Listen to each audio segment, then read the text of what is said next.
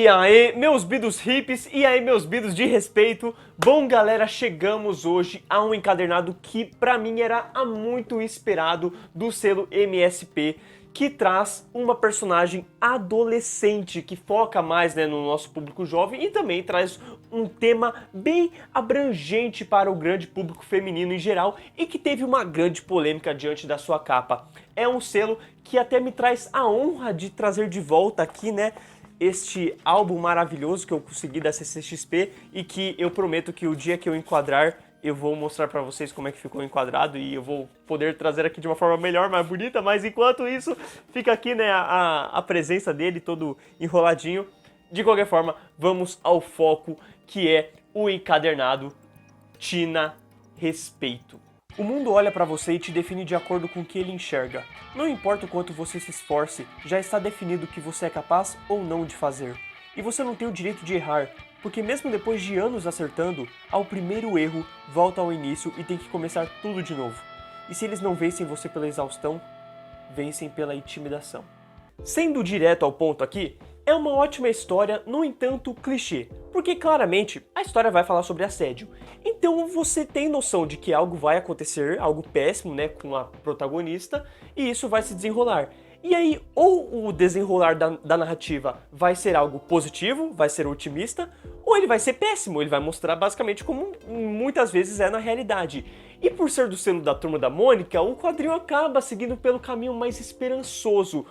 E aí que veio, né, o coisa pra mim, assim, porque eu também não sei o que esperar de algo que poderia ter sido feito de diferente, entendeu? Porque, assim como o racismo, é um tema que vai ser abordado e não vai ser resolvido de uma forma fácil, entendeu? Não é assim que acontece na vida real e não é assim que deve ser retratado num quadrinho, entendeu? Então isso me pegou. Mas por que eu acho que eu fiquei tanto nessa divisão? Porque o quadrinho do Jeremias Pele, que retrata sobre o racismo, ele não tem uma resolução. Ele fala sobre o racismo, o Jeremias tem uma hora ali que ele faz um baita discurso contra isso e é bem bacana, mas você não tem uma pessoa que é racista deixando de ser racista na hora, entendeu? Você não tem isso acontecendo. E beleza, o quadrinho da Tina também não tem um assediador que deixa de ser assediador do nada, entendeu? Não é isso que eu tô querendo dizer. Mas vamos dizer que Jeremias, ele trabalha muito melhor o tema racismo e não é como se tivesse uma resolução que, nossa, resolveu o mundo, mas mostra que há esperança, entendeu? Que há como viver, há como melhorar e por aí vai.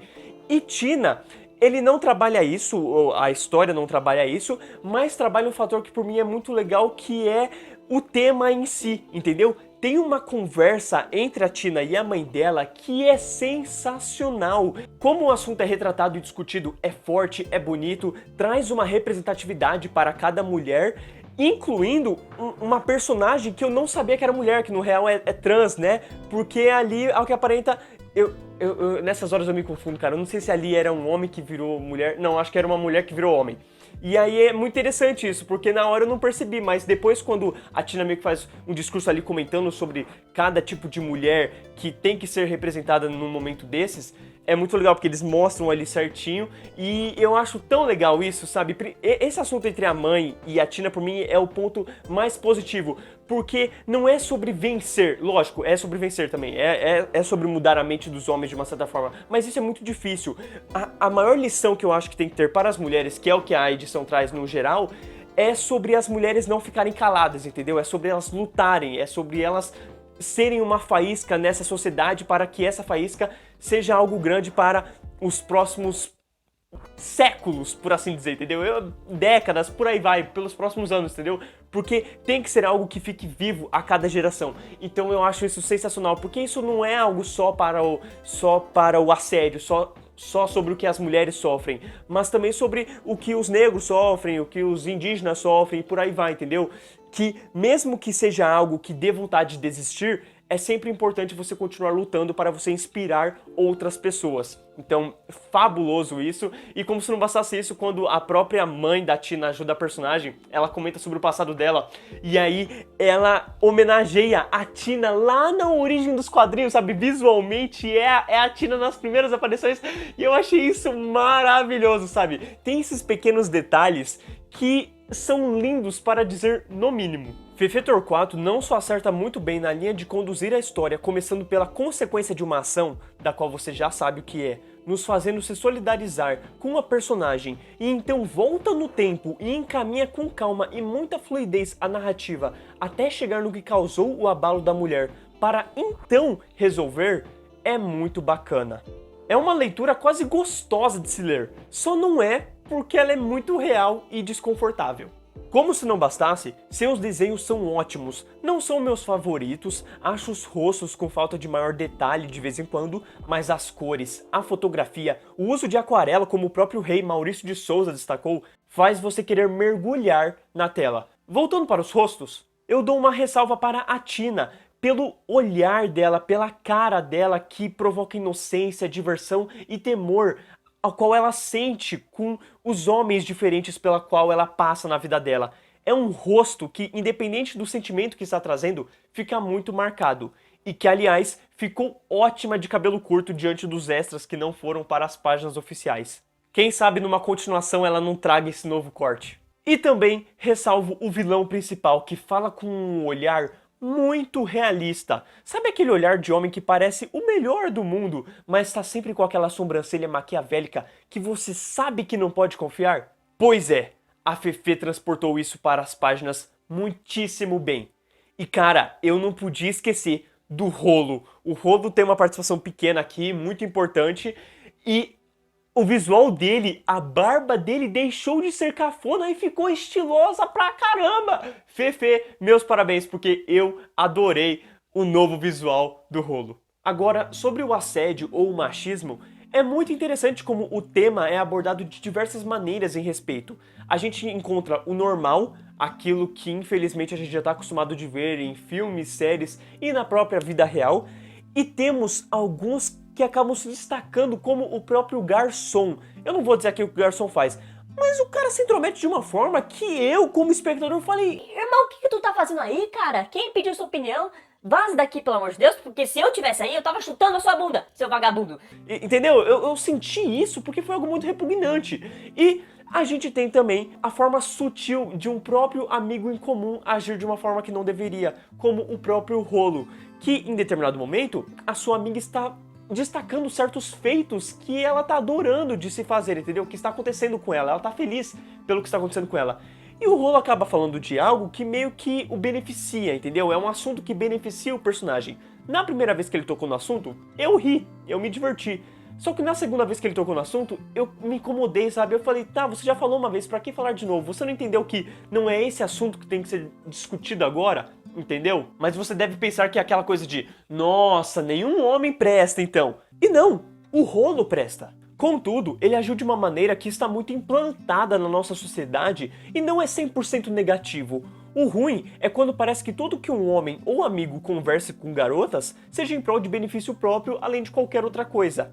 A HQ até me surpreendeu quando eu imaginei que outros homens fariam algo repugnante, principalmente certo cara pelo qual a Tina é admiradora, e esses homens não seguiram certo estereótipo que poderiam seguir. Claro que, numa segunda edição, certo homem não siga o certo estereótipo como eu havia dito, né? Ele acaba seguindo e aí, né, infelizmente vai seguir e eu gostaria que não seguisse.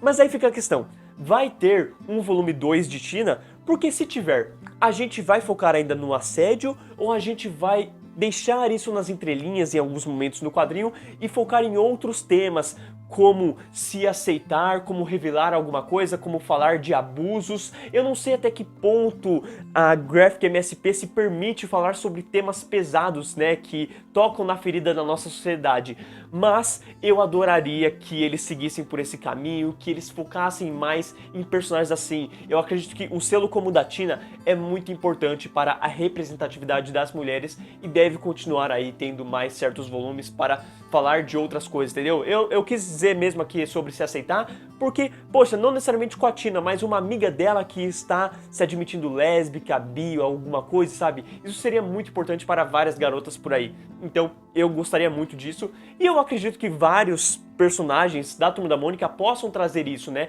Algo que Jeremias e a Tina estão fazendo é tocar em temas pesados da nossa sociedade que acontece diariamente, ao mesmo tempo que educa, né? Educa as crianças, educa quem estiver lendo, educa tanto para você lutar contra isso, quanto para quem comete esses erros deixar de cometê-los. Então, Eu ficaria muito feliz se a gente tivesse mais disso com esses personagens e também com outros personagens, falar um pouco de deficiência com o próprio Luca, ou então falar sobre antissocialismo, depressão com o próprio Xaveco. Fica aí a expectativa. Algo que devo destacar é que até as guardas, essa parte aqui, né, a segunda capa e terceira capa do encadernado, estão contando uma parte da história, e eu acho isso tão legal porque traz aquela coisa de que não só as páginas contam uma história principal, como até o próprio encadernado está contando algo a mais. A segunda capa, você meio que fala sobre a repercussão, de uma certa forma, que a Tina tem na vida das pessoas. Você pode estar vendo isso aqui, tá vendo só folhas caídas, né? Mas aqui, nesses pequenos diálogos de celular, e nessa folha aqui você já diz um pouco sobre a Tina, quem ela é. E aí, quando você chega na terceira capa, é muito legal, porque aí você tem de novo aqui o celular, o computador, e você vendo a repercussão que a Tina teve na vida das pessoas após os acontecimentos da história. Muito bacana, principalmente porque aqui no celular você tem basicamente tanto mensagens de homens quanto de mulheres. E aí tem algo ali mega realista pra mim, é algo que eu super conseguiria ver nos comentários de um post do Facebook, entendeu? Mulheres dizendo alguma coisa e homens dizendo outra coisa. A capa deste volume foi uma baita polêmica, mas foi interessante notar nos extras que a maioria das capas pensadas trariam uma discussão entre os machos alfa de qualquer forma. Um ou outro não tinha tal apelo e, sinceramente, eram bem esquecíveis. Por outro lado, tem uma que me chamou a atenção e eu acredito que poderia ficar de espera para ser reutilizada num volume posterior.